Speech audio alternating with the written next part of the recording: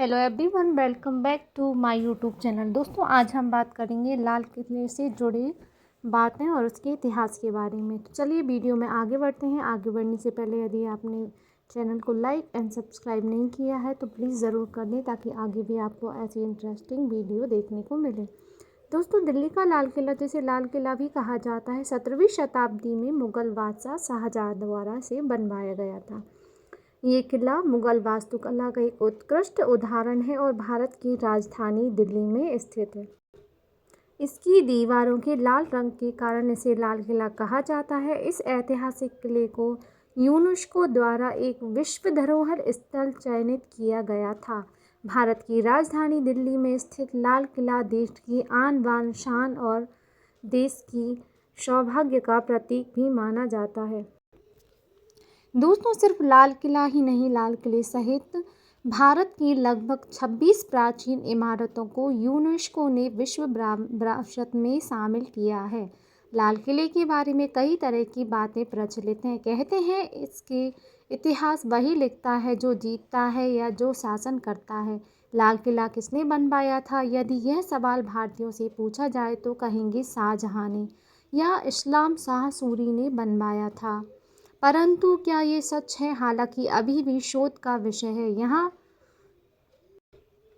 दोस्तों, ऐसा भी माना जाता है कि लाल किले को पहले मुगल लोग लाल किला नहीं बल्कि लाल हवेली कहते थे।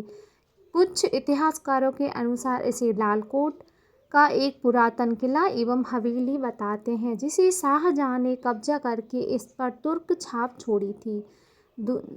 दिल्ली का लालकोट क्षेत्र हिंदू राजा पृथ्वीराज चौहान की 12वीं सदी के अंतिम दौर में राजधानी थी। लालकोट के कारण ही इसे हवेली या लाल किला या लालकोट किला भी कहा जाता था।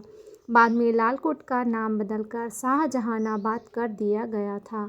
लालकोट अर्थात लाल रंग का किला, जो कि वर्तमान दिल्ली क्षेत्र का प्रथम निर्मित नगर था। यदि मुगल इसे बनाते या शाहजहाँ इसे बनवाते तो इसका नाम वे लाल किला नहीं रखते बल्कि किसी फारसी भाषा के नाम पर रखते।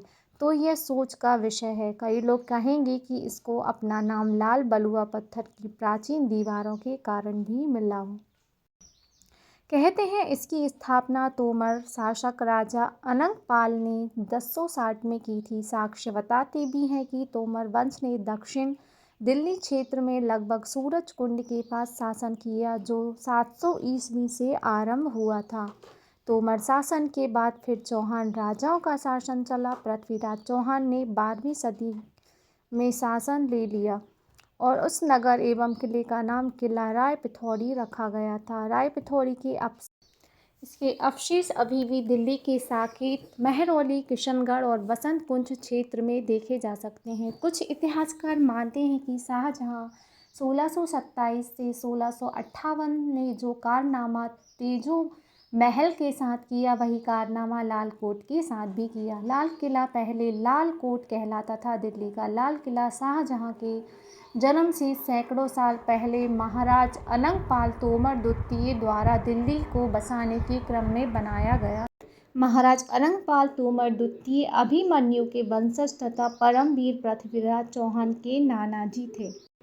साथ ही साथ शाहजहाँ ने 1638 में आगरा से दिल्ली को राजधानी बनाया तथा दिल्ली के लाल किले का निर्माण प्रारंभ किया। अनेक मुस्लिम विद्वान इसका निर्माण 1648 ईस्वी में पूरा होना मानते हैं, लेकिन ऑक्सफोर्ड बोडलियन पुस्तकालय में एक चित्र सुरक्षित है जिसमें 1628 ईस्वी में फारस के राजदूत को शाहजहाँ के राज्याभिषेक पर लाल किले में मिलता हुआ दिखलाया गया। यदि किला 1648 ईस्वी में बना तो ये चित्र सत्य का अनावरण करता है।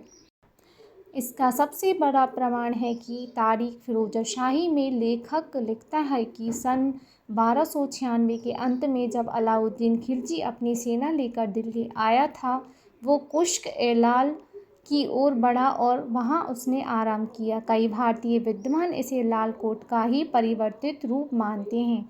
इसमें संदेह नहीं है कि लाल किले में अनेक प्राचीन हिंदू विशेषताएं, किले की अष्टभुजी प्राचीर, तोरण, द्वार, हाथीपोल, कलाकृतियाँ आदि भारतीयों के अनुरूप हैं। शाहजहाँ के प्रशंसकों तथा मुस्लिम लेखकों ने उसके द्वारा भवनों का विस्तार पूर्वक वर्णन किया है। इतिहासकार के अनुसार लाल किले का असली नाम ही लालकोट है, जिसे महाराजा अनंगपाल द्वितीय द्वारा ही बनवाया गया था। सिर्फ इतना ही नहीं, अकबरनामा और अग्निपुराण दोनों ही जगह इस बात के वर्णन भी मिले हैं। महाराज अनंगपाल ने ही एक भव्य और आलीशान दिल्ली का निर्माण भी करवाया था। शाहजहां ने 250 वर्ष पहले 1398 ईस्वी में आक्रांता तैमूरलंग ने भी पुरानी दिल्ली का उल्लेख किया गया है। लाल किले के एक खास महल में सूअर के मुंह वाले चानल अभी भी लगे हुए हैं। इस्लाम के अनुसार सूअर यानी कि हराम है। साथ ही किले के एक द्वार पर बाहर हाथी की मूर्ति भी अंकित है, क्योंकि राजपूत राजा हाथियों के प्रति अपने प्रेम को विख्यात किया करते थे। इसी किले में दीवाने खास में केसर कुंड नामक कुंड के फर्श पर कमल पुष्प अंकित हैं। दीवाने खास और दीवाने आम की मंडप शैली पूरी तरह से अंबर के भीतरी महल से मिलती है, जो कि राजपूताना शैली में बनाई जाती थी।